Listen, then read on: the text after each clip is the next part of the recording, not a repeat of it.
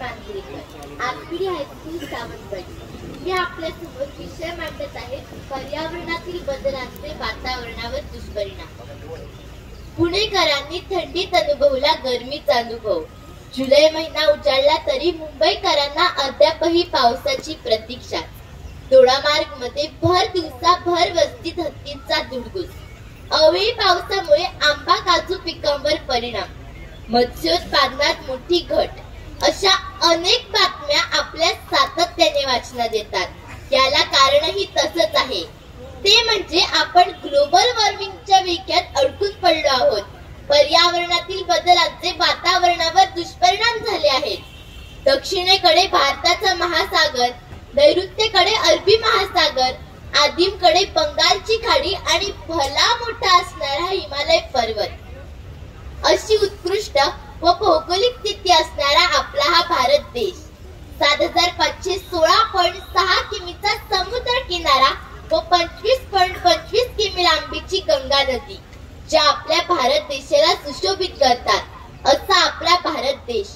अशी उत्कृष्ट व प्रचंड भौगोलिक स्थिती असणारा आपल्या हा भारत देशाला कोरडा दुष्काळ व ओल्या दुष्काळाला का सामोरे जावे लागते? कारण आपण मानवी जीवन सोयीस्कर करता करता त्याच मानवी जीवनाच्या विनाशाकडे जात आहोत।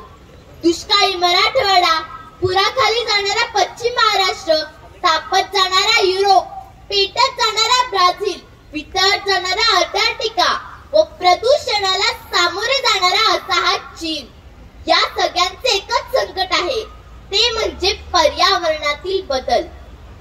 मित्रांनो, आधी आपल्याला शाळेत 3 ऋतू शिकवले जायचे, त्यानंतर त्या 3 ऋतूंचे उपऋतू देखील शिकवले जायचे।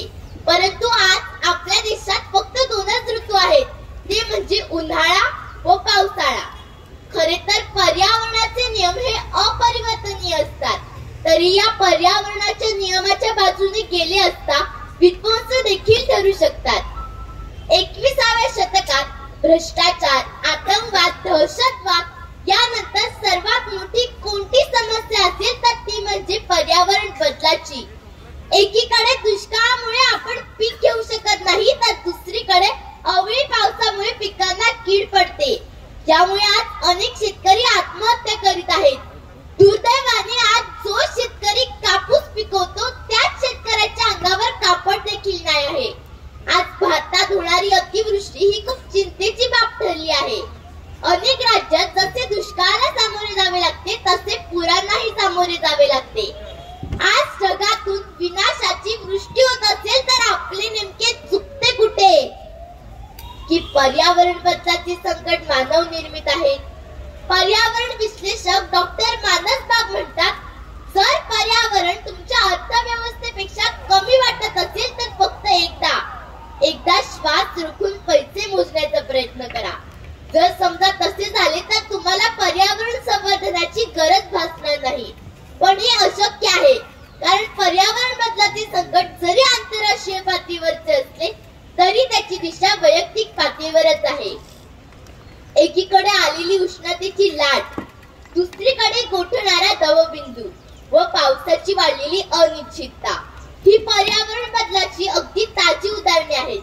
यामुळे एक प्रकारची साखळी विस्कळीत होत चालली आहे। जलसृष्टीवर देखील त्याचा विपरीत परिणाम होत आहे। या सगळ्याचा विचार केला तर विस्कळीत होणारे लोकांचे प्रश्न गंभीर होणार आहेत। विज्ञानाच्या शोधामुळे कारखाने वाढले, अनेक रसायनांचा वापर सुद्धा झाला, तर दुसरीकडे उद्योग व विकासाच्या कामासाठी पर्यावरणाचे समतोल राखणारी वने मोठ्या प्रमाणात तोडण्यात आली। याचा परिणाम जमिनीवर झाला, यामुळे जलस्रोत, शेती, पर्यावरण व हवामानावर झाला। यामुळे अन्न व्यवस्था, अर्थसाखळी यावर विपरीत परिणाम होण्याचा इशारा शास्त्रज्ञांनी दिला। शेती व शेतीविषयक व्यवसायावर अवलंबून असणारा भारत व आसपासच्या देशात जास्त पाऊस पडणे चांगली गोष्ट नसल्याचे संशोधकांचे म्हणणे आहे।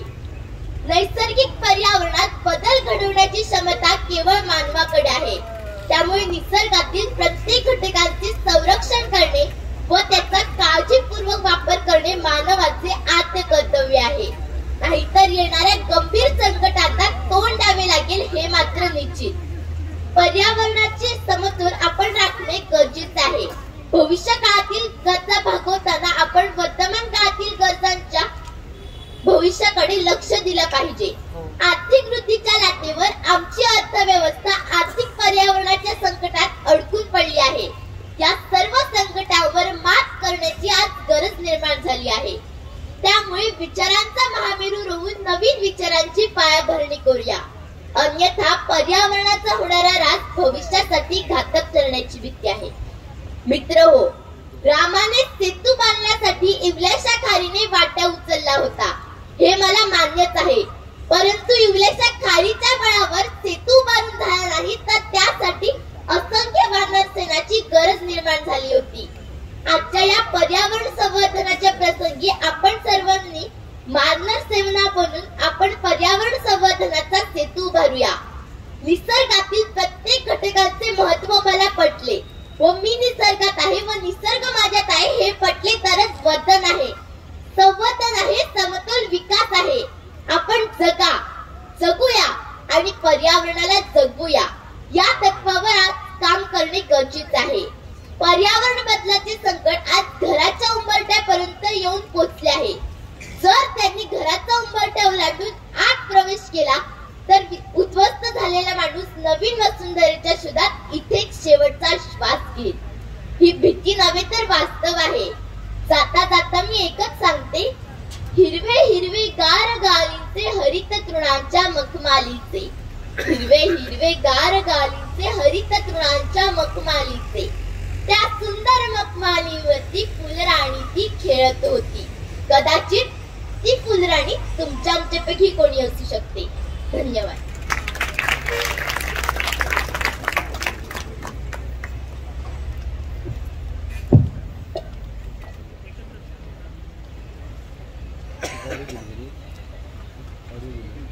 अस्मीने जिल्हा स्तरावर जे विचार व्यक्त केले होते तेच विचार आता आपणासमोर व्यक्त केलेत. खूप छान. अस्मीचं कौतुक माननीय श्री व्यंकटेश गंभीर सर यांच्या शुभ हस्ते.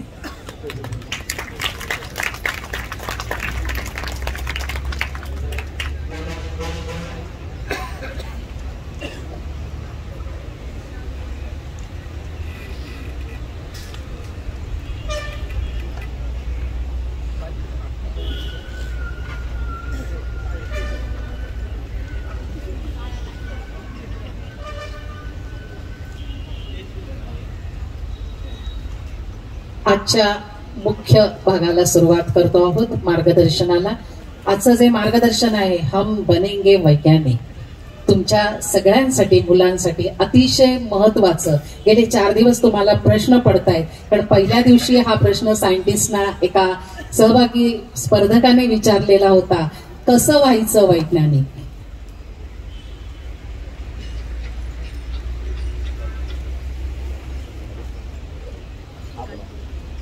तर त्या प्रश्नाचं उत्तर कदाचित तुम्हाला आज मिळू शकेल. मी पुन्हा एकदा विनंती करते, अजूनही सभागृहामध्ये सर्व विद्यार्थी येऊन बसलेले नाहीत. नाश्ता झालेला असणारच, कारण त्याचा वेळ संपलेला आहे.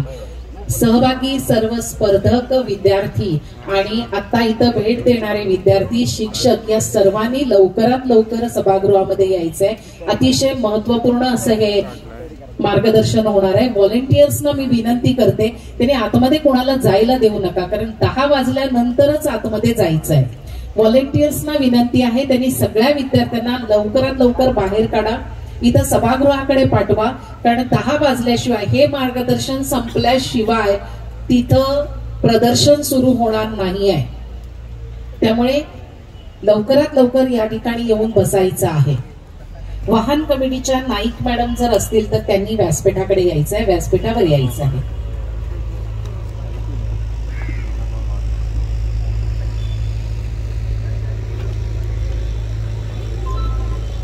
डाएटचे जाधव साहेब कृपया व्यासपीठावर या.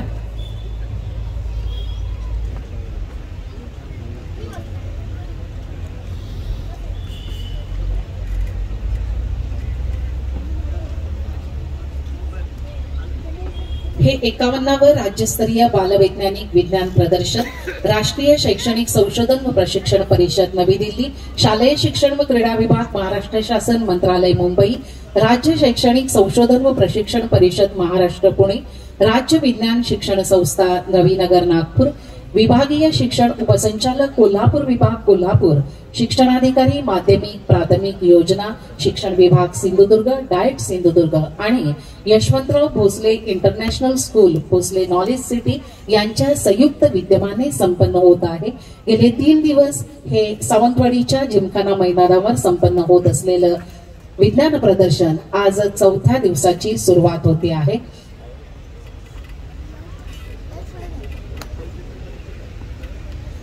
आज आपल्याला जे मार्गदर्शन करणार आहेत माननीय श्री व्यंकटेश गंभीर सर यांचा मी खूप मोठा परिचय हा अगदी थोडक्यात आपल्या समोर मांडणार आहे. सर निवृत्त झालेले आहेत असोसिएट प्रोफेसर म्हणून Homi Bhabha centre for science education Tata institute of fundamental research Mumbai यामध्ये 33 वर्षाची सेवा करून सर सेवानिवृत्त झालेले आहेत आणि निवृत्तीनंतरही सर कामामध्ये व्यग्र असतात. निवृत्तीनंतर नव्यानं स्थापन झालेल्या सोलापूर विज्ञान केंद्राचे ते सल्लागार आहेत. महाराष्ट्र राज्य अभ्यासक्रम सुधारणा विज्ञान समितीचे अध्यक्ष आहेत. 2010 पासून मराठी विद्या परिषद सोलापूर विभागाचे अध्यक्ष आहेत. ऑक्सफर्ड युनिव्हर्सिटी प्रेस CSIR प्रथम international Maharashtra state bureau of textbook production and curriculum research इत्यादींनी प्रकाशित केलेल्या अनेक पुस्तकांचे सहलेखक आणि लेखक आहेत. विज्ञान शिक्षणावरील राष्ट्रीय आणि आंतरराष्ट्रीय परिषदांमध्ये सरांनी सहभाग घेतलेला आहे आणि विद्यार्थ्यांनो तुम्ही जी बालचित्रवाणीचे कार्यक्रम ऐकता त्याच्यामध्ये 200च्या वर कार्यक्रम सरांचे झालेले आहेत. जे किशोर मासिक आज बालभारतीने या ठिकाणी ठेवलेलं आहे. तुम्ही सगळ्यांनीच आपण सुद्धा जे वाचत पुढे गेलेलो आहोत त्या किशोर मासिकामध्ये विज्ञान जिज्ञासावर सरांचे लेख आहेत आणि अनेक पुरस्कारांनी सन्मानित असं हे व्यक्तिमत्व मराठी विद्या परिषदेच्या अखिल भारतीय वार्षिक अधिवेशनामध्ये 1998 मध्ये सत्कार झालेला आहे. सरांचा प्रतिष्ठित द्विवार्षिक डॉक्टर होमी भाभा पुरस्कार सरांना मिळालेला आहे. 2009 मध्ये हुतात्मा पुरस्कार सोलापूरचा मिळालेला आहे. डॉक्टर अब्दुल कलाम राष्ट्र चेतना पुरस्कार 2018 मध्ये मिळालेला आहे. अगस्ते इंटरनॅशनल फाउंडेशनचा कौतुक पुरस्कारही सरांना नुकताच मागच्या वर्षी 2023 मध्ये मिळालेला आहे. अशा या व्यक्तिमत्वाचा आपण सर्वांनी मला वाटतं उभं राहून सन्मान करूया या ठिकाणी आणि पुन्हा एकदा सगळ्या मुलांना पाठीमागं उभे आहेत त्यांनी बसून घ्यायचंय या ठिकाणी. असं हे व्यक्तिमत्व आज आपल्याला मार्गदर्शन करणार आहे. मी त्यांचं स्वागत करण्याची विनंती करते. या ठिकाणी उपस्थित असलेले माननीय श्री प्रवीण राठोड सर अधिव्याख्याता राज्य विज्ञान शिक्षण संस्था, त्याचबरोबर पेडणेकर मॅडम डाएटच्या अधिव्याख्याता, डाएटचे माननीय जाधव साहेब, काकतकर सर विज्ञान मंडळ सिंधुदुर्गचे अध्यक्ष आणि विज्ञान मंडळाचे पवार सर यांच्या उपस्थितीमध्ये आपण सर्वांच्या साक्षीनं या ठिकाणी माननीय व्यंकटेश गंभीर सर यांचं स्वागत आणि यानंतर मी सरांना विनंती करणार आहे आपण मार्गदर्शन करावं. पुन्हा एकदा सगळ्यांना विनंती, मी परत विनंती करते आहे. इथं सर्वांसाठी आसनाची व्यवस्था केलेली आहे, पुरेशी आहे, त्यामुळे बसून घ्यायचं आहे. व्हॉलेंटियर्सनी प्रदर्शनाच्या ठिकाणी असलेल्या सगळ्या मुलांना इथं पाठवून द्या. प्रदर्शन सुरू झालेलं नाही. सरांचं मार्गदर्शन संपल्यानंतरच प्रदर्शन सुरू होणार आहे. तिथं समोर मला काही मुलं उभी दिसत आहेत प्रदर्शनाला भेट देण्यासाठी. काही शिक्षकांनी छोट्या मुलांना उभं केलंय, त्यांना पहिल्यांदा इथं सभागृहामध्ये आणून बसवायचं आहे. समोर काही शाळेची मुलं दिसत आहेत, त्यांना समोर सभागृहामध्ये घेऊन या. प्रदर्शन अजून सुरू झालेलं नाही.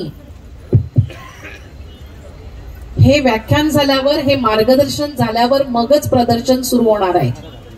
मी सगळ्यांच्या वतीनं सरांना विनंती करते आपण मार्गदर्शनाला सुरुवात करावी.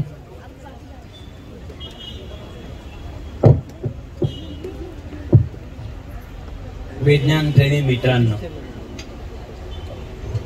10 तारखेपासून या परिसरात सुरू असलेला हा जो एक प्रचंड मोठा सोहळा महोत्सव आहे, त्याच्यातल्या नुसतं मजा किंवा आनंद याच्या पलीकडे 4 पावलं जाणारा अनुभव तुम्ही घेत आहात. या सोहळ्यामध्ये सहभागी होण्याची संधी मला मिळाली याचा मला स्वतःला मोठा आनंद आहे. आणि ही संधी उपलब्ध मला करून देण्यामध्ये अनेक महाभाग महान संस्था यांचा हातभार आहे. म्हणून त्यांचे धन्यवाद हे सुरुवातीलाच मानायची गरज आहे. अगदी काही नावं घ्यायची असतील काही तर आपले शिक्षण मंत्री दीपकभाई केसरकर,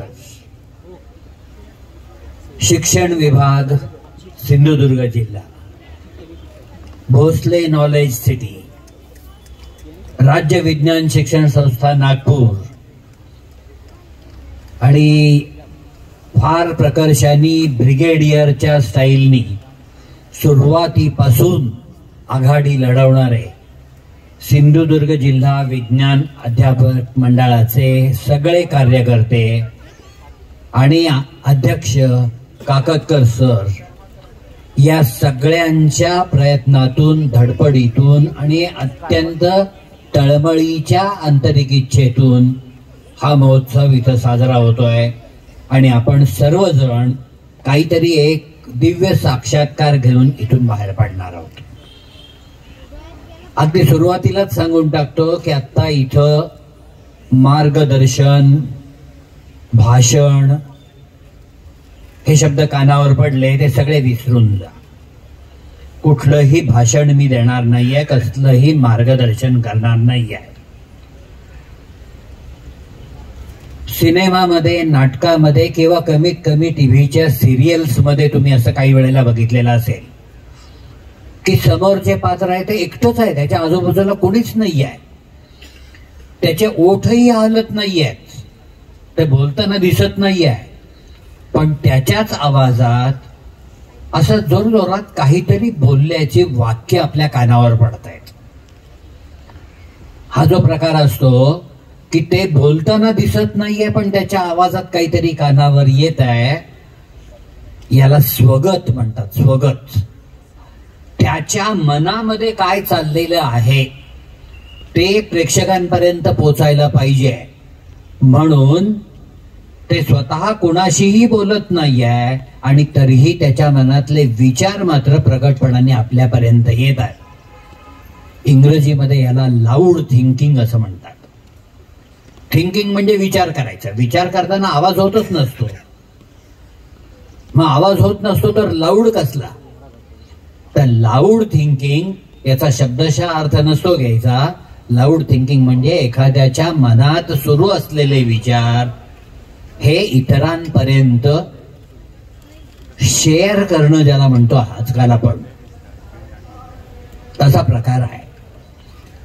आता मी म्हणालो तसं व्याख्यान, भाषण, मार्गदर्शन काहीही नाही.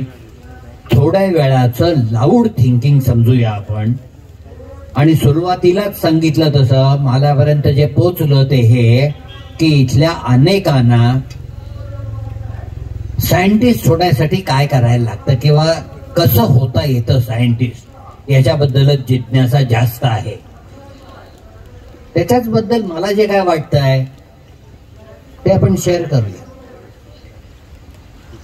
दोस्तांनो, तुमच्यापैकी किंवा कदाचित तुमच्या आई वडिलांना सुद्धा कल्पना नसेल, पण साधारणपणे 70 वर्षापूर्वी जगामध्ये भारत देशाबद्दलचं चित्र काय होतं हे ऐकलं तरी तुम्हाला वाईट वाटेल की अनेक पुस्तकं आहेत अशी वाचनालयांमध्ये तुम्हाला बघायलाही मिळतील परदेशात प्रसिद्ध झालेली, की भारत म्हणजे साप, गारुडी आणि मांत्रिक यांचा देश. हे भारताचं तेव्हा केलेलं वर्णन आहे. जगामध्ये अनेक ठिकाणी अतिशय प्रतिष्ठित अशी मोठी मोठी हॉटेल्स, पोलो क्लब्स अशा संस्थांच्या गेट पशीच पार्टी असायची. त्याचे फोटो पण उपलब्ध आहेत, तुम्ही शोधायला गेलात तर मिळतात. Dogs and Indians are not allowed असं तिथे लिहिलेलं असायचं बाहेर मोठ्या पाटीवर. 70 वर्षापूर्वी हे होतं जगापुढं असलेलं भारताचं चित्र. आज काय हालत आहे?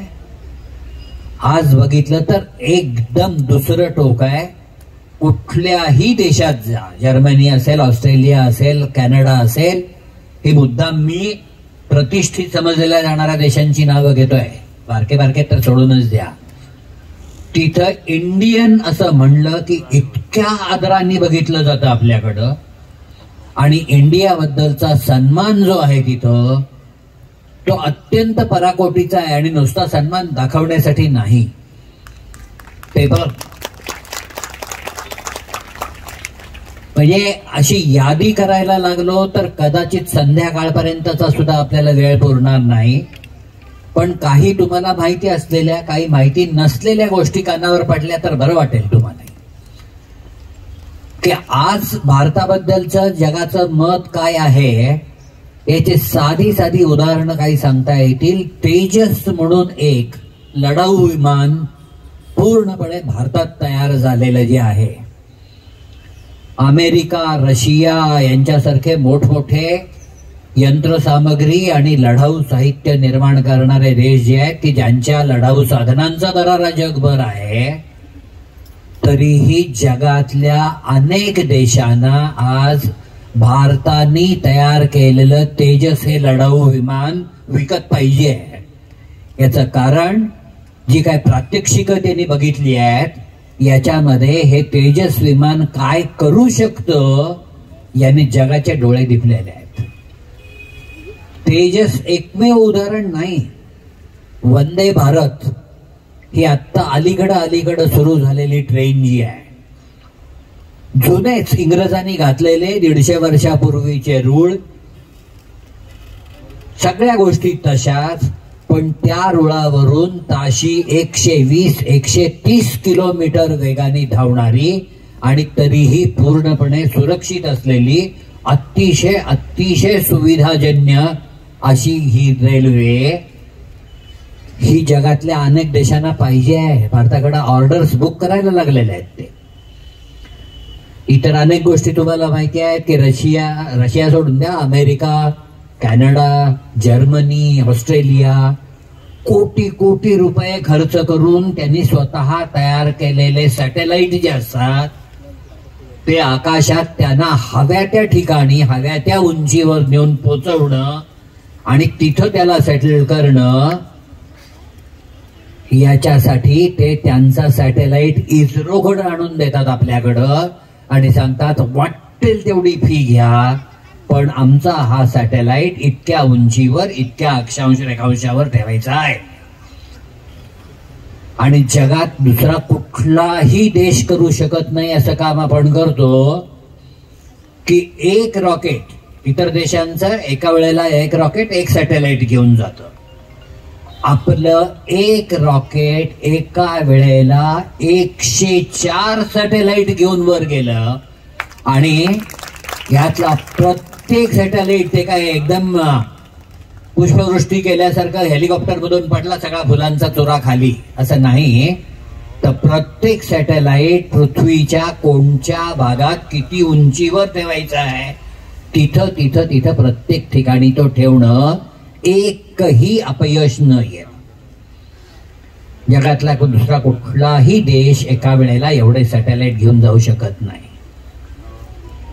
अमेरिकेमध्ये कुठंतरी कोर्टात केस चालू असते की एका लहान बाळाचे 2 जण म्हणतात हा माझा मुलगा आहे, हा माझा मुलगा आहे.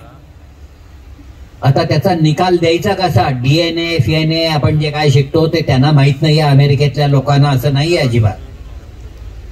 आणि तरीही त्या मुलाची आई, दोघही हे जे काय म्हणतात मी त्याचा बाप आहे, त्यांचे DNA सॅम्पल्स भारतामध्ये CCMB centre for cellular and molecular biology या नावाची जी संस्था आहे तिथं येतात.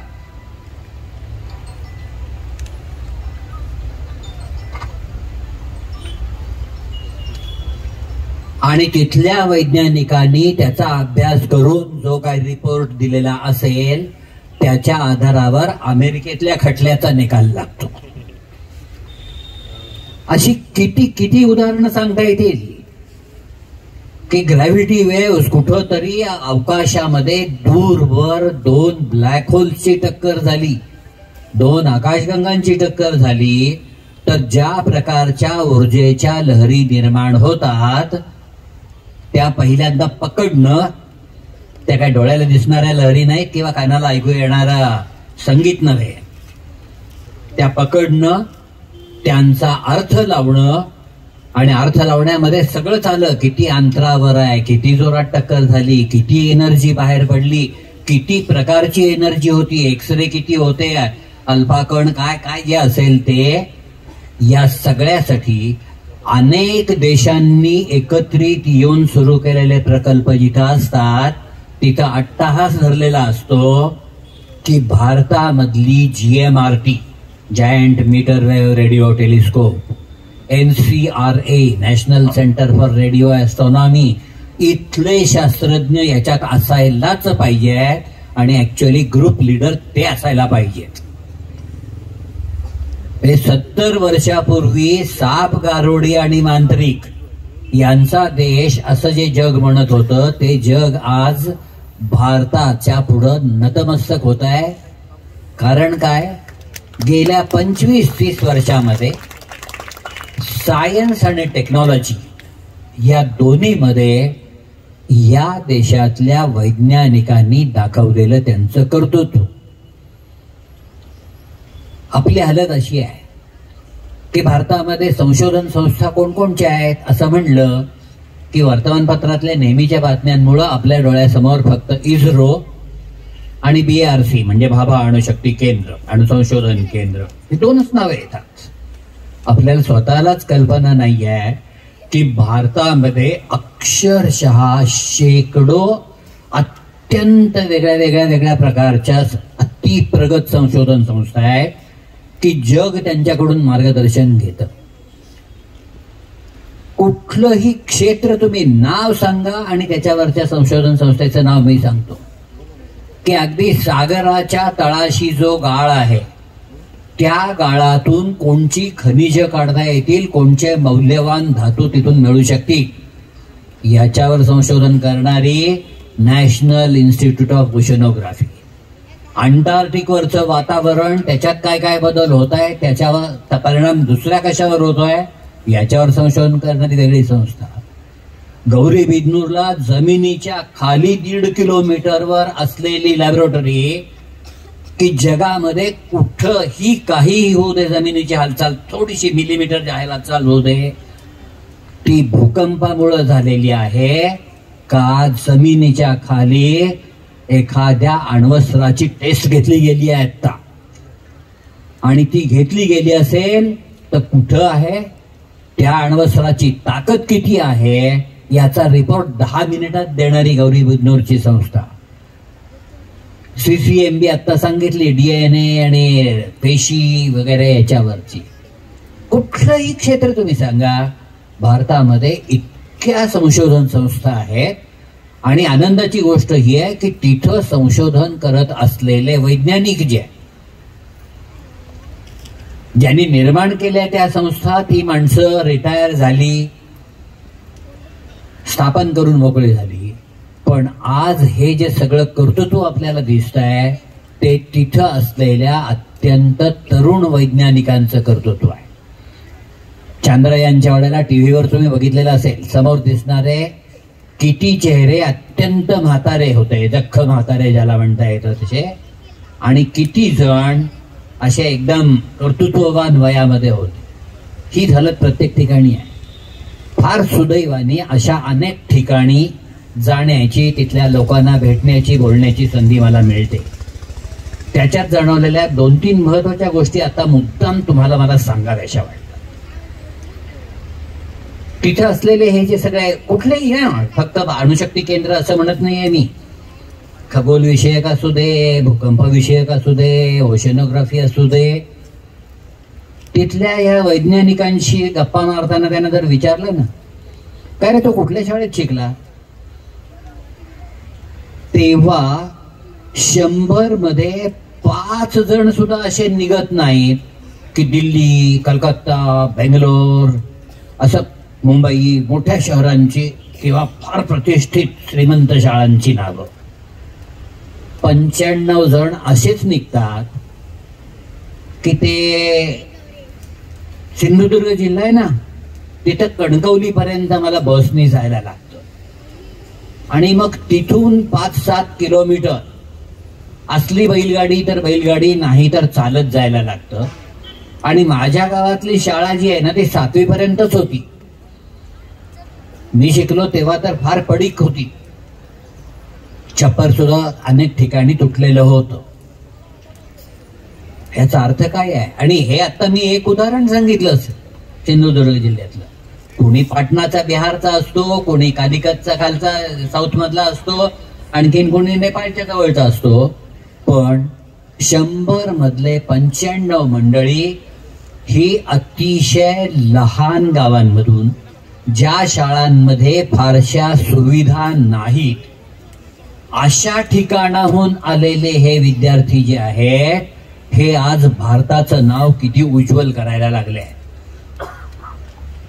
यांच्यातल्या आणखीन एक समानता पटकन लक्षात येते की ह्या 95 मधले 93 किंवा 94 असेच असतात की जे शाळेत असल्यापासून, हे आता तुम्ही बघताय असं ते गावातलं असेल, जिल्ह्याचा असेल, आणखीन कुठला असेल, शाळेचं असेल, विज्ञान प्रदर्शन असं म्हटलं की त्याच्यात भाग घ्यायचाच. काहीतरी वेगळं करायचं. आणि जे वेगळं करायचं त्याच्यातलं वेगळेपण आपल्याला कसं सुचलं, काय काय अडचणी आल्या, आम्ही कसे त्याच्यावर उपाय शोधले, हे लोकांना सांगून पटवून असं काहीतरी करायचं. असं करणारी ही मंडळी, असे विद्यार्थी, तुमच्यासारखे विद्यार्थी, अतिशय लहान गाव, दुर्लक्षित शाळा, या सगळ्यावर मात करून मोठे शास्त्रज्ञ होतात. म्हणून सुरुवातीलाच तुमचं सगळ्यांचं कौतुक मला याच्यासाठी करायचं आहे की आपल्या तालुक्यामध्ये, जिल्ह्यामध्ये प्रथम, द्वितीय, तृतीय काय क्रमांक मिळवत तुम्ही राज्यस्तरीय प्रदर्शनापर्यंत येऊन पोहोचलात. हेच कर्तृत्व खूप मोठं आहे. पण हे इथं थांबायची गरज नाहीये. राज्यस्तरापर्यंत पोहोचलो, फार झालं तर काय राष्ट्रीय स्तरापर्यंत जाईल. हे कशासाठी आहे हे लक्षात घेतल्यानंतर तुमच्या लक्षात येईल की ही मदत आहे, ही मदत आहे, ही प्रेरणा आहे. याच्यामुळं पुस्तकाबाहेर नुसतंच वर्गामधले सगळेजण पुस्तक पाठ करणं आणि 100 पैकी 98-99 मार्क मिळवणं याच्या मागे लागलेले उंदीर आहेत.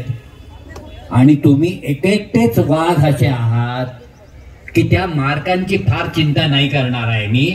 त्या मार्कांनी पुढं काही फार मोठं होतं असं मला वाटत नाही. याच्यापेक्षा डुईंग सायन्स ज्याला म्हणतात, डुईंग सायन्स म्हणजे फक्त हातात काहीतरी हत्यारं, ग्लासवेअर, केमिकल्स ती घ्यायची आणि पुस्तकात सांगितलेलं काहीतरी करून बघायचं, याला डुईंग सायन्स म्हणत नाहीत. डुईंग सायन्स हे फार वेगळं असतं. It is always a pleasure. Doing science कशाला म्हणायचं? एक 2-3 गोष्टी सांगून थांबायला हरकत नाही आपल्याला. स्वाती मोडक नावाची एक 8वीतली विद्यार्थिनी, मुंबईच्या महापालिकेच्या अंधेरीच्या शाळेत शिकणारी 8वीची विद्यार्थिनी. तिला ऐकून माहिती होतं आई वडिलांच्या गप्पांमधून वगैरे की तिच्या आजोबांचं म्हणजे वडिलांच्या वडिलांचं कोकणात कुठंतरी एका खेड्यामध्ये कधी काळी घर होतं. तिचे वडील लहानपणी त्या खेड्यात होते आणि नंतर कॉलेज शिकायला, नोकरीला मुंबईत आले. ते मुंबईचेच झाले. फार काळ तिचा आग्रह होता की आपल्या आजोबांचं घर कसं होतं, तुम्ही वर्णन सांगता की मागा असं आंब्याची झाडं होती, फणसाची होती वगैरे, मला ते घर एकदा बघायचं. वडिलांनी सांगितलं अगं ते पडी काय गेल्या कित्येक वर्षात तिथं कुणीही राहिलेलं नाही. तिथला पाऊस किती असतो कोकणातला, तो काही रिपेअर नाही, काही नाही, काही नाही, काही जाण्यात अर्थ नाही, जायचं बघायचंच आहे मला.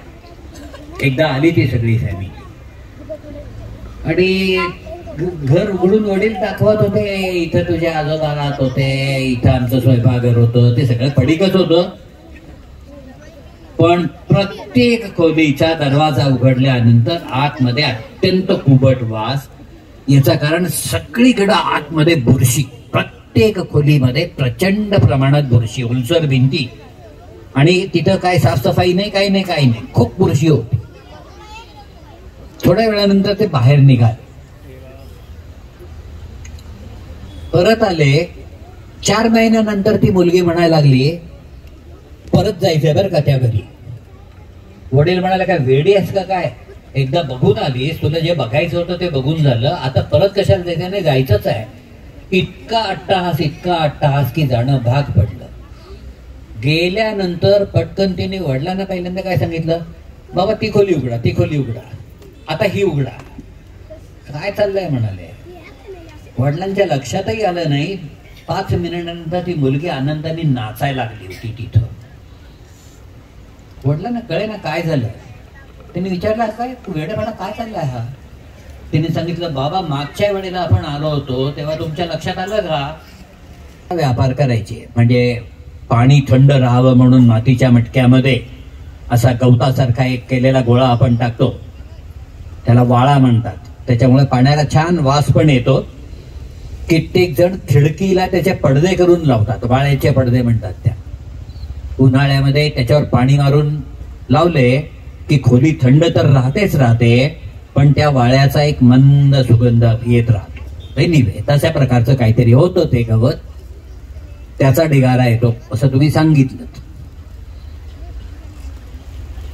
आज तुम्ही बघताय ज्या खोल्या बुरशीनी भरलेल्या होत्या, या 3ही खोल्यांमध्ये आज अजिबात बुरशी नाहीये. मी काय केलं होतं आत्ता सांगते की माझ्या त्याच वेळेला लक्षात आलं की एकाच खोलीत बुरशी नाही, तिथं ते गवत आहे. मला अशी शंका आली की ते गवत आणि बुरशी न येणं यांचा काहीतरी संबंध असेल. म्हणून मी त्या गवताचे असे लहान चेंडू सारखे गोळे बनवले होते आणि 4 गोळे या खोलीत, 4 गोळे त्या खोलीत टाकले होते. 3 महिन्यांनी आज आपण आलो तर या खोलीत बुरशी अजिबात नाहीये. म्हणजे माझा अंदाज बरोबर आहे. एवढ्यावर थांबली नाही ती. म्हणजे त्या गवतामध्ये बुरशी वाढू न देण्याचा काहीतरी विशेष गुण आहे हे लक्षात आल्याबरोबर या गवतातल्या कोणत्या पदार्थामुळे असं घडत असेल, तो पदार्थ त्या गवतातून बाजूला करता येईल का, वेगळा करता येईल का. अर्थात हे 8वी 9वीच्या विद्यार्थिनीचं काम नक्कीच नाहीये. पण सुदैवानी मगाशी मी म्हणालो तसं आज देशामध्ये अशा हजारो संस्था आहेत की असं तुम्ही काहीतरी करणार असाल तर तुमच्या मदतीला ताबडतोब उभ्या राहतात. त्या गवताच्या सॅम्पलचं केमिकल अनालिसिस करून त्याच्यामध्ये कोणकोणची रसायनं आहेत, त्यांचं प्रमाण काय आहे ह्याची माहिती एका संस्थेने तिला करून दिली. दुसऱ्या संस्थेने यातल्या कोणत्या पदार्थामुळं, कोणत्या रसायनामुळं बुरशी वाढण्याला विरोध होऊ शकतो त्याचा रिपोर्ट दिला. तिसऱ्या एका केमिकल कंपनीनी ते केमिकल जे आहे ते त्याच्यातून बाजूला काढणं काहीतरी करून याच्यासाठी कुठली प्रोसेस वापरता येईल आणि ते कसं करता येईल. म्हणजे अख्खं गवत न टाकता नुसता त्याचा स्प्रे मारला एकदा की पुढचे 6 महिने तिथं बुरशी येणारच नाही, असा प्रॉडक्टही तयार व्हायची मदत झाली. अशा प्रकारच्या पहिल्यांदा तालुक्याच्या मग जिल्ह्याच्या प्रदर्शनामध्ये तिला पहिलं बक्षीस मिळत गेलं. महाराष्ट्र राज्य विज्ञान प्रदर्शनामध्येही मिळालं. याच्या पुढचा टप्पा तुम्हालाही माहिती आहे, राष्ट्रीय होतं. म्हणजे सगळ्या देशाचे प्रत्येक ठिकाणचे असे निवडून आलेले जे आहेत चांगले चांगले चांगले प्रकल्प त्यांचं प्रदर्शन असं तिथंही मिळालं. त्याच्या पुढचा टप्पा तुम्हाला माहिती नसेल की दरवर्षी डिसेंबरमध्ये अमेरिकेमध्ये इंटरनॅशनल सायन्स फेअर म्हणजे विज्ञान प्रदर्शनच अख्ख्या जगाचं म्हणजे प्रत्येक देशातले असे सर्वोत्कृष्ट ठरलेले जे काय प्रकल्प असतात ते तिथं जातात. ते जातात म्हणजे तुमच्या घरापासून तिथपर्यंत जाणं, अमेरिकेतलं तुमचं राहणं, तिथला खर्च, सगळी व्यवस्था त्या संस्थेतर्फे केली जाते. आपल्याला एक पैसाही खर्च करायला लागत नाही. तिथे मात्र ते प्रदर्शन पाहायला येणाऱ्या मंडळींमध्ये अनेक मोठे मोठे कारखानदार असतात, कंपन्यांचे मॅनेजर असतात, वेगवेगळ्या युनिव्हर्सिटीचे विभाग प्रमुख असतात, तिथले प्रोफेसर असतात. ही मंडळी काय येतात तिथं? याचं कारण त्यांना माहिती असतं, खात्री आहे आणि अनुभव आहे अनेक वर्षांचा, की तिथं अशा तुमच्यासारख्या मुलांच्या डोक्यातून निघालेल्या आयडियाज ज्या आहेत, ती आयडिया महत्वाची आहे. तुम्ही आता इंजिनियरही नाही आहे, आर्किटेक्टही नाही आहे, त्याच्यामुळे तुम्ही त्याच्यातून पुढे फार जाऊ शकत नाही. पण आमच्या कंपनीमध्ये इतका स्टाफ आहे, आयडिया कळली की ह्याचं आपल्याला अमुक अमुक अमुक अमुक असं करायचं आहे, की पुढची सगळी जबाबदारी ते घेतात आणि त्याच्यातून तो प्रॉडक्ट तयार होतो, कंपनीचंही भलं होतं, फायदा होतो. आणि म्हणून विद्यापीठ तिथल्या तिथं स्कॉलरशिप जाहीर करतात. तुम्ही असता 8वी 9वीचे विद्यार्थी, ते सांगतात तुझे SSC झाली रे झाली की पुढच्या शिक्षणासाठी अमेरिकेमध्ये ये, तुम्हाला हॉस्टेल फुकट देऊ, राहण्याची व्यवस्था फुकट, शिक्षणाची फी नाही, फक्त आमच्या विद्यापीठात तुम्ही शिकायचं. हे विद्यापीठ करतात. कंपन्या ज्या असतात त्याच्यातून आयडिया सापडली आहे, ह्याचं सोनं करता येईल नक्की, त्याच्यासाठी बक्षिसं देतात. आणि इतक्या प्रकारची बक्षिसं असतात, इतक्या प्रकारची, फक्त पहिला दुसरा तिसरा भानगड नाही. प्रत्येक विषयाच्या याच्यासाठी अतिशय चांगली कल्पना, याच्यासाठी स्वतंत्र बक्षीस. अतिशय सुंदर क्राफ्टमॅनशिप, जे काय बनवलंय ते फार चांगलं बनवलं आहे, त्याच्यासाठी स्वतंत्र बक्षीस. याचा पुढं काय उपयोग होऊ शकेल याच्याबद्दल केलेला विचार जो आहे तो जास्त महत्वाचा दिसतोय, त्याच्यासाठी स्वतंत्र बक्षीस. अशी इतक्या प्रकारची बक्षिसं वेगवेगळ्या कंपन्या, विद्यापीठ, सरकार. कमीत कमी बक्षीस असतं $100. म्हणजे आपल्याकडचे 100 रुपये म्हणल्यासारखं त्यांच्याकडे $100, पण एका डॉलरचे 80 रुपये होतात हे आपल्याला माहित नाहीये. त्यांचं $100 मिळालेलं बक्षीस, त्याची आपल्याकडची किंमत काय होईल? आणि हे कमीत कमीच बोलायला लागलोय मी. या बक्षिसांची व्हरायटी तर इतकी भारी आहे की अतिशय चांगल्या गोष्टी ज्या काय असतील ना, तो विचार करणाऱ्या, ते निर्माण करणाऱ्या विद्यार्थ्याचं नाव, लघुग्रहाचा पट्टा शब्द तुम्ही ऐकलाय का? मंगळ आणि गुरु या 2 ग्रहांच्या मध्ये लक्षावधी लहान लहान लहान लहान, खडक म्हणत नाही मी, ते पण गोलाकारच आहे, असा एक पट्टा आहे.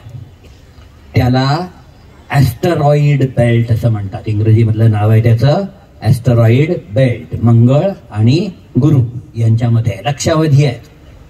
त्यातल्या पुष्कळांचे फोटो आहेत पृथ्वीवर, म्हणजे आपल्या दुर्बिणींनी वगैरे मिळवलेले. अवकाशात सोडलेल्या दुर्बिणी ज्या आहेत, जेम्स वेब, हबल वगैरे, त्यांनी घेतलेले हे फोटो.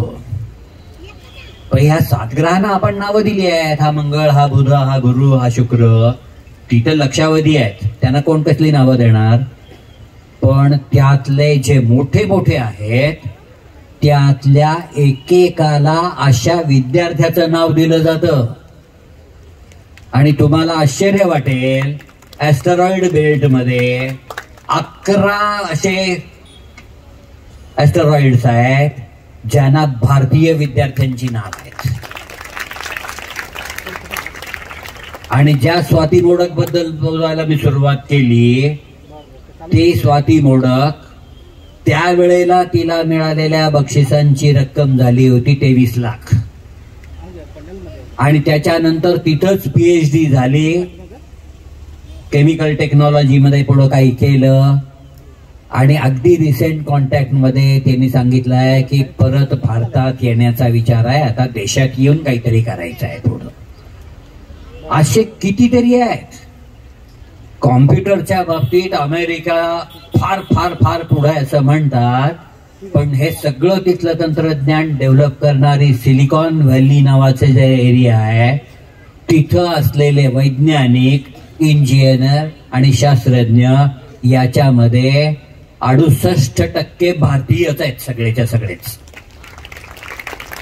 नासामध्ये किती भारतीय शास्त्रज्ञ आहेत इथं बसून तुम्हाला कल्पनाही येणार नाही.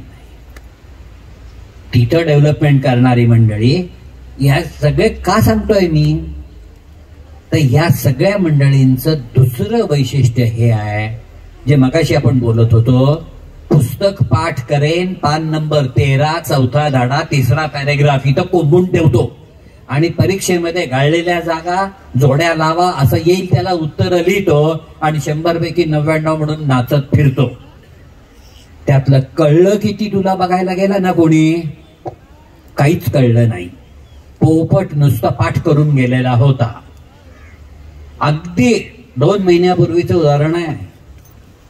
एका औषधं तयार करणाऱ्या कंपनीच्या याच्यासाठी त्यांना माणसं घ्यायची होती लॅबोरेटरीसाठी. इंटरव्ह्यूसाठी मी गेलेलो होतो इंटरव्ह्यू घ्यायला.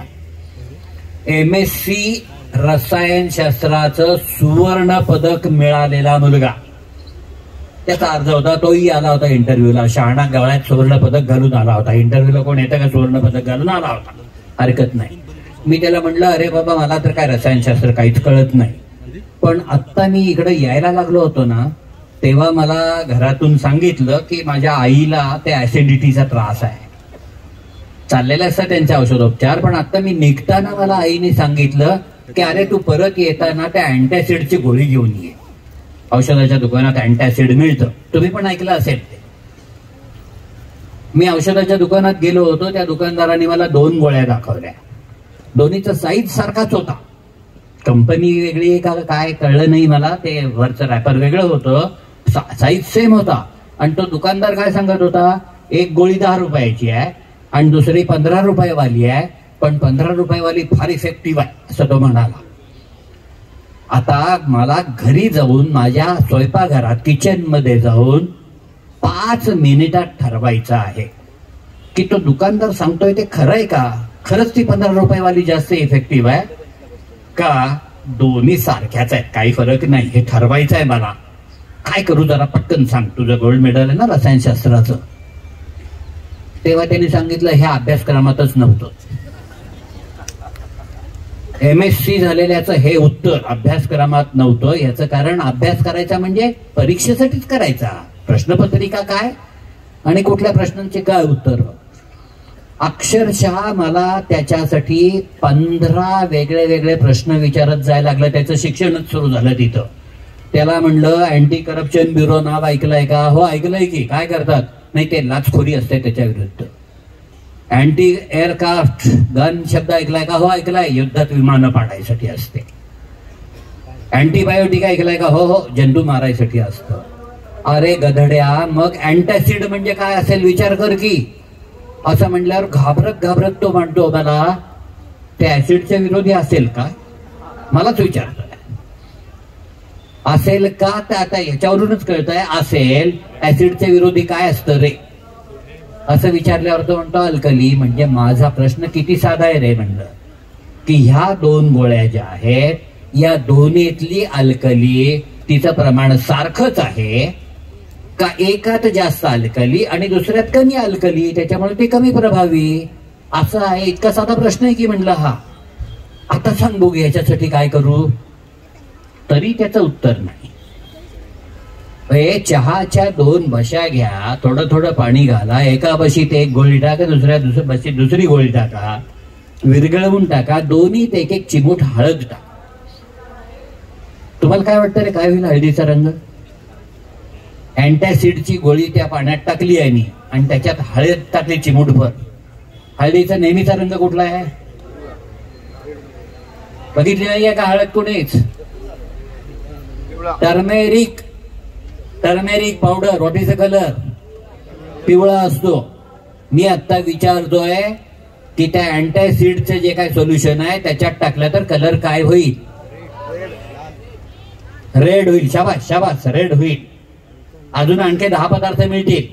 चुना मिसळला तरी रेड होईल, वॉशिंग सोडा मिसळला तरी रेड होईल, कारण ते सगळे अल्कलाईनच आहेत ना. अल्कलाईन मध्ये ते रेड होतं. लिंबाचा रस काढला आणि शाईच्या ड्रॉपरनी एक एक एक एक एक एक थेंब टाकत राहिलो, ती बशी हलवत राहिलो की ते लाल हळदीची पुन्हा पिवळी हळद झाली. असं व्हायला किती थेंब लागले पहिल्या गोळीला आणि दुसऱ्या गोळीला किती लागले हे बघितलं तर एका सेकंदात माझ्यापाशी उत्तर तयार असतं की ज्या गोळीला जास्त ड्रॉप लागले लिंबाच्या रसाचे तितकं ऍसिड ती नष्ट करणार आहे, म्हणजे तेवढी इफेक्टिव्ह ती असणार आहे. जिला कमी ड्रॉप लागले तेवढंच ऍसिड ती नाहीसं करणार आहे, म्हणजे ती तेवढी प्रभावशाली नाहीये. फक्त मला ह्याला किती थेंब त्याला किती थेंब एवढं कळलं की उत्तर तयार. पुस्तकात लिहिलंय का हे? नाही.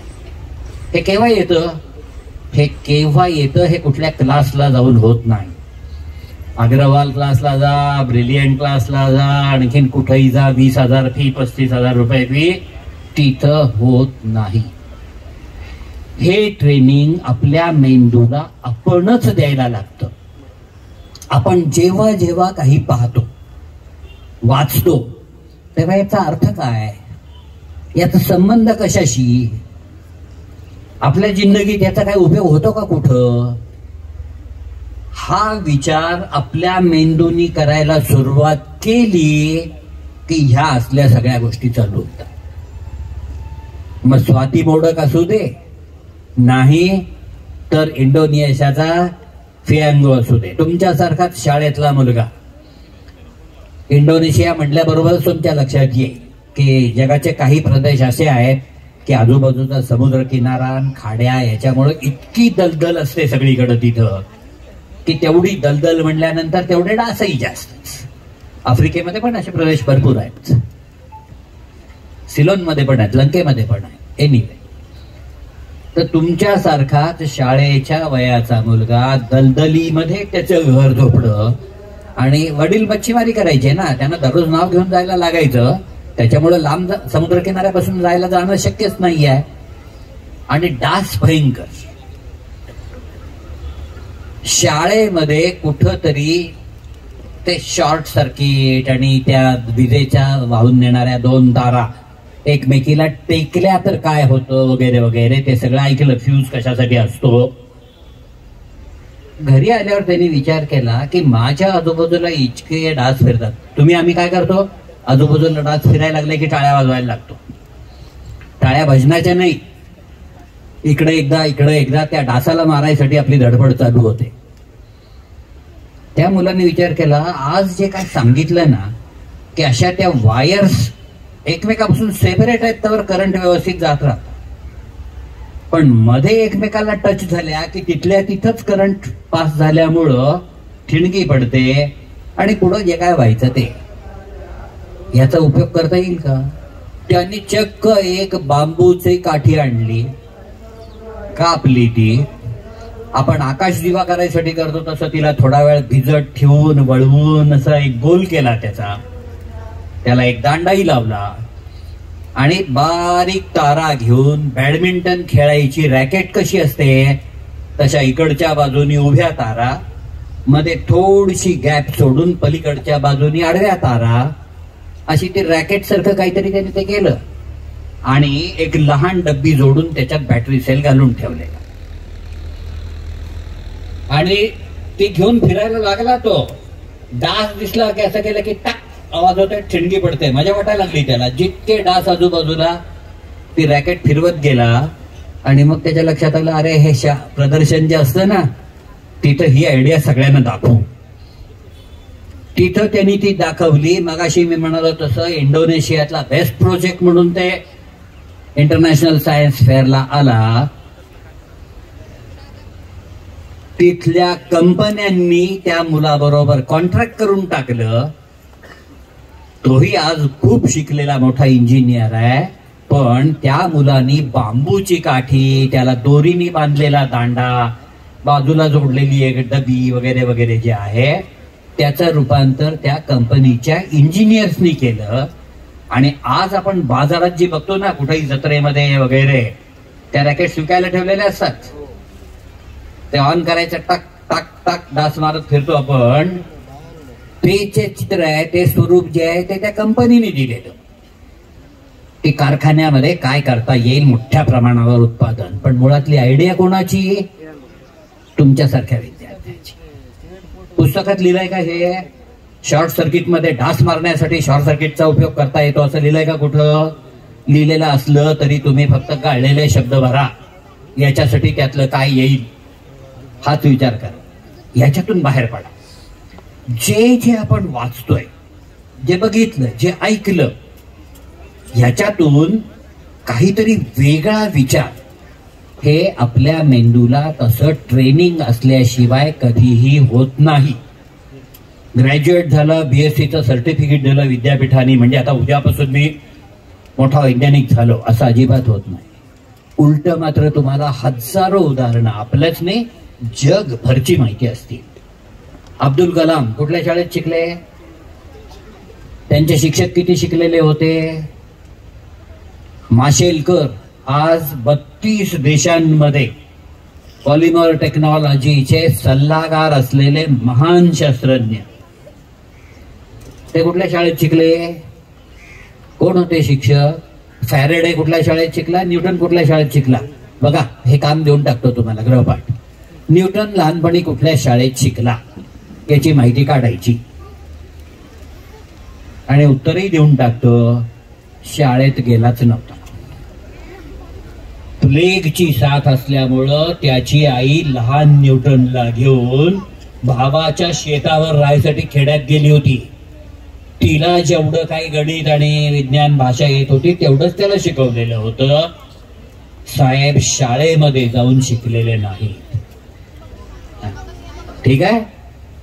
एका फार मोठ्या शास्त्रज्ञाला एकदा प्रश्न विचारला होता की तुम्ही इतके मोठे शास्त्रज्ञ झालात, याचं रहस्य काय आहे? तेव्हा त्याचं उत्तर काय होतं माहिती आहे का?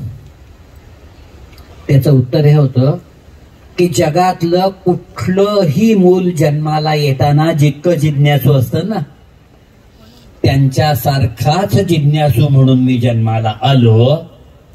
फार सुदैवानी कुठल्याच शाळेत गेलो नाही, म्हणून मला पाहिजे तसा विचार करत राहिलो, म्हणून शास्त्रज्ञ झालो. आणि शाळेत आणि विद्यापीठात हा कोर्स तो कोर्स करायला गेल्यावर काय होतं? पुन्हा पुन्हा बोललोय मी, त्याच्यातून बाहेर पडणं ही गरज आहे.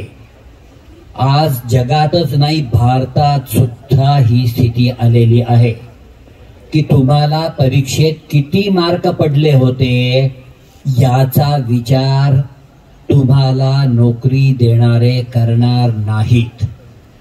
100 पैकी 100 विद्यापीठात पहिला आलो वगैरे वगैरे ते तुमचं तुमच्यापाशी कपाटात ड्रॉवर मध्ये ठेवा. तुम्हाला कळलंय किती? जे कळलंय त्याचा उपयोग करण्याची तुमच्यामध्ये क्षमता किती आहे? एखाद्या औषध कंपनीमध्ये मगाशी जे सांगत होतो मी, कालपर्यंत आम्ही स्ट्रेप्टोमायसिन नावाचं अँटीबायोटिक तयार करत होतो. मशिनरी आहे आमच्याकडे सगळी, ती कच्चा माल कुठला तेही माहिती आहे. आता आम्हाला कळलंय की दुसऱ्या कुठल्या तरी, मग ते एम्पिसिलिन असेल नाहीतर आणखीन काय असेल, त्या अँटीबायोटिकला बाजारात फार डिमांड आहे. म्हणून आम्ही असं ठरवलंय स्ट्रेप्टोमायसिन उत्पादन करायचं बंद करू आणि दुसरं चालू करू. काय काय करायला लागेल आम्हाला? तेव्हा हे असले गोल्ड मेडलवाले जे असतात ना, ते पुस्तकातलं आठवून कच्चा माल, मग कुठलं हे वापरायला लागेल, कुठलं ते वापरायला लागेल आणि किती टेम्परेचर ठेवायला लागेल, ते पुस्तकातले पॅराग्राफ म्हणून दाखवतात. 12वी नापास किंवा डिप्लोमाला असलेला मुलगा सांगतो, सगळ्यात पहिलं काम तुम्हाला असं करायला लागेल, कालपर्यंत तुम्ही जे काय तयार करत होता ना त्याचं उत्पादन जास्तीत जास्त मिळण्यासाठी ते जे काय भांड असतं, रिएक्टर म्हणतात त्याला, त्याच्यातलं माध्यम ऍसिडिक असायला लागतं. ऍसिडिक असेल तर त्याचं उत्पादन जास्त होतं, ते जंतू तिथं बराबर काम करतात, सूक्ष्मजीवच काम करतात हे सगळं. आत्ता तुम्ही जे सांगताय ना ते अल्कलाईन मीडियम मध्ये जास्त मिळतं त्याचं उत्पादन. म्हणजे तुम्हाला पहिल्यांदा तो रिॲक्टर पाण्याने आणि नंतर अल्कलीनी धुवून घ्यायला लागेल, तरच तुम्हाला दुसरं उत्पादन मिळेल, नाहीतर मिळणार नाही. पटकन त्या 12वी नापास विद्यार्थ्याला उद्या जॉईन हो तू आमच्याकडं, तुला महिन्याला 50,000 रुपये पगार देतो. आणि जो गोल्ड मेडल वाला होता त्याला सांगतात, याच्या हाताखाली तुला काही काम करायची इच्छा असेल तर जॉईन हो, नाहीतर दुसरीकडं बघ. हा काळ, हे गरज प्रत्येक क्षेत्रात आहे, फक्त रसायन नव्हे.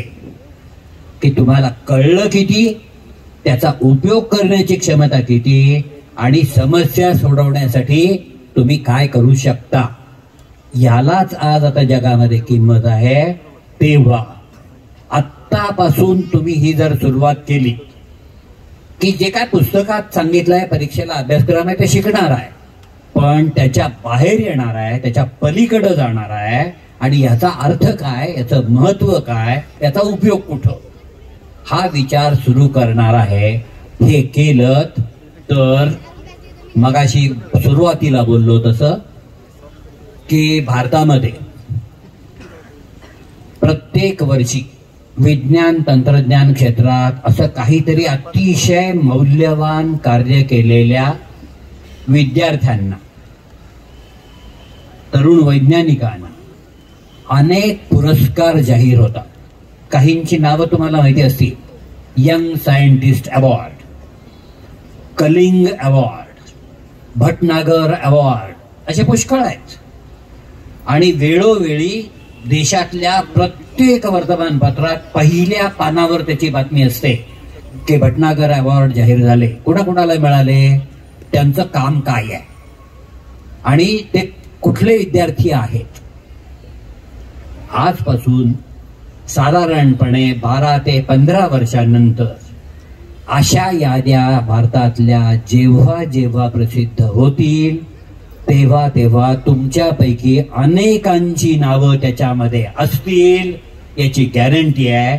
ती तिथं येण्यासाठी आणि आपलं नाव तिथं येण्यासाठी आत्तापासूनच माझी अभ्यासाची सवय बदलतो असं ठरवा, आणि तो दिवस लवकरात लवकर येऊ दे. त्या दिवशी पुन्हा इथं येऊन आपण गप्पा मारू. ठीक आहे. आतापर्यंत जे काय बोललोय, सांगितलंय, त्याच्याबद्दल कुणालाही काही प्रश्न विचारायचे असतील, शंका विचारायच्या असतील, किंवा जे बोललो त्याच्याबद्दलच नाही, विज्ञानाबद्दलच जर काही शंका विचारायच्या असतील तर त्याला वेळ द्या. अशी चिठ्ठी माझ्यापाशी आलेली आहे. आत्तापासून वेळ सुरू.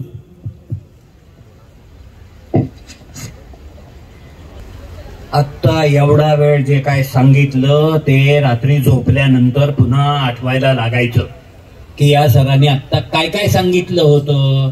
तेव्हा विचार कसा करायचा त्याचा तुला रस्ता सापडेल. दुसरी गोष्ट सगळ्यांसाठीच महत्वाची आहे की हा पण जमाना गेला.